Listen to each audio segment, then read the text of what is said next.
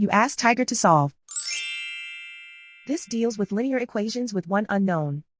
The final result is x equals -12.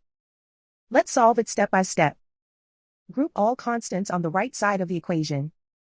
Subtract 9 from both sides. Group like terms. Simplify the arithmetic.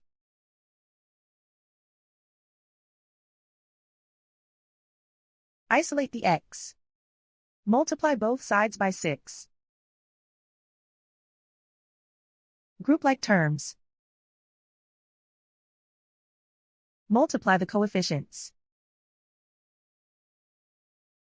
Simplify the fraction. Simplify the arithmetic. And so the final result is x equals -12.